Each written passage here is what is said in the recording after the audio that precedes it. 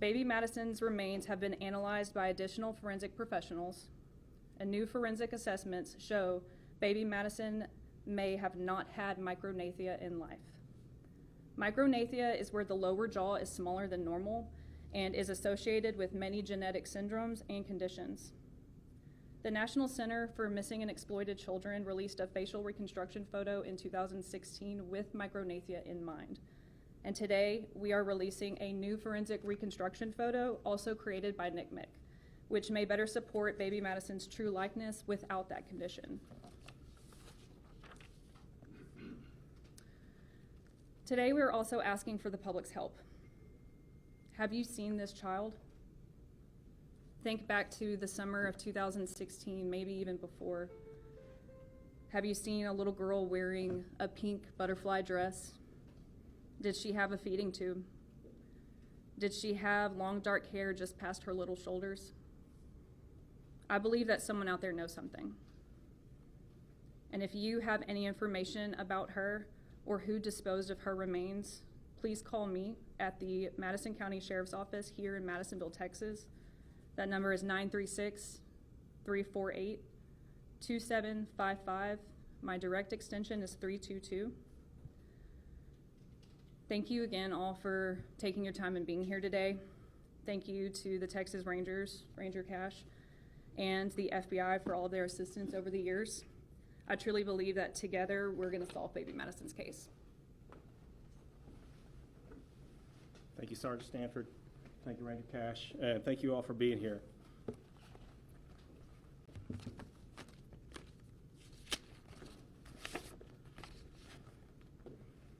Good morning. My name is Charlie Wilkes. I am a supervisory special agent at FBI Houston's Bryan Resident Agency. It has been 8 years since baby Madison's remains were found stuffed in a suitcase along I-45 near Madisonville, Texas. Although many years have passed, I can assure you that we at the FBI have not forgotten about baby Madison, and neither have our partners at Madison County Sheriff's Office or the Texas Rangers. Baby Madison is very much on our minds, and that's why we're here today. We need the public's help. We need your help. We need your help to find answers for baby Madison, specifically, who is baby Madison? That's our priority. That's the reason we're here this morning. We've been assisting Madison County Sheriff's Office and the Rangers since the inception of this case. We've provided investigative and analytical support.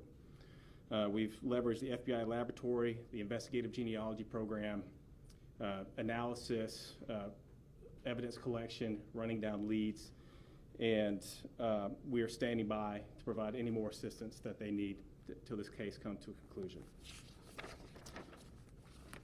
We don't know how baby Madison died, and we don't know exactly when or where.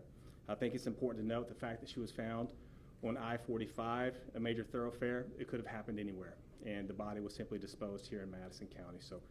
So it's important for anybody who is watching this press release across the country, if anything we're saying today brings up memories of somebody or some kind of recollection, please reach out to the Madison County Sheriff's Office. Although we don't know when, where, or how she died, we do know that she did not deserve to be carelessly discarded in a suitcase on I-45. She was an innocent child. She was someone's daughter, someone's granddaughter, and likely somebody's niece or sister. She deserves the peace. She deserves answers. She deserves justice. And most importantly, she deserves the dignity of being properly identified and properly remembered. We're asking the public, please help us find answers. No piece of information is too small. Who is baby Madison? That's why we're here today. We ask that you take a good look at the photo, the new rendering from NCMEC, and her shirt, and see if that brings up any memories or any recollection. And if anything comes to mind, please reach out directly to Madison County Sheriff's Office. They are the lead agency in this case. If you know who baby Madison might be or who may have disposed of her body so carelessly, please call Sergeant Stanford at the Madison County Sheriff's Office at 936-348-2755, and her direct extension is 322. Thank you.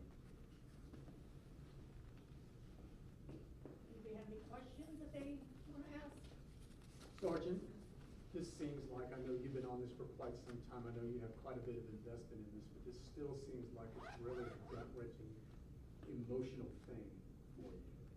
Absolutely. I'm a mother myself, and I drive past the place where she was disposed of every day on my way to work. I touch this case file personally weekly, and I think of her daily. So I know that since this new evidence showing that she might not have had micronephia, that feeding tube that was found, do we have any idea who that might have belonged to? We believe it did belong to her, but specifically the condition micronephia would not be an accurate diagnosis. She had to have some other form of medical condition to have her have a feeding tube. Have y'all received a lot of tips over the years? I know that y'all were looking into Arizona. That might be where she, came from. Is that still a possibility? Specifically Arizona, we eliminated those tips, but we have received hundreds of tips on this case. These tips have led us to every corner of the United States as well as other countries. Any indication where she might be from if she's not from Arizona? Her ancestral ties genetically are from El Salvador and Nuevo Leon, Mexico, but as far as where she was specifically raised, where she was specifically born, we don't know yet. That's where I need the public's help. Will there be any changes to how the investigation proceeds from this point? As far as, can you rephrase your question? Will there be any changes to how the investigation proceeds from this point based on the photo? We're hoping that the photo is going to mainly generate new and more leads, and we would like to have this pushed out again in every corner of the U.S. as well as other countries.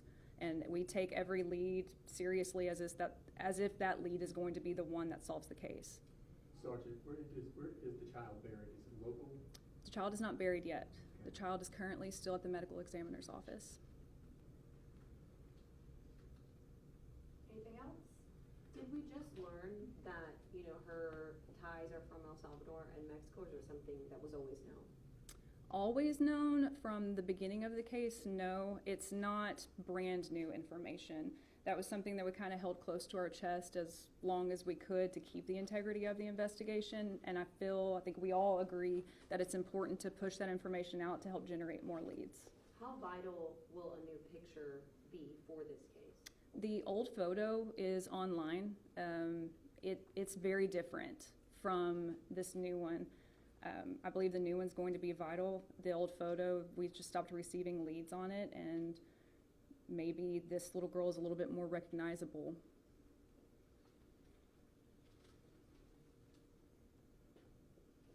Is there an employee that remembers that day in specific? There was, and we lost him earlier this year, unfortunately, but Senior Deputy John Kendon and I talked all the time. He was the original deputy that investigated this case. Fortunately, he's no longer with us, but there are other employees at Madison County Sheriff's Office and at the District Attorney's Office that remember the day that her remains were found, and it's talked about constantly between all of us all the time. Sergeant, can you recall exactly where on I-45, where she was found? Remember? As far as mileage, that should be on your press release that you will get. Gotcha, okay. But it is going to be on the southbound side, just out of Pasture Edge.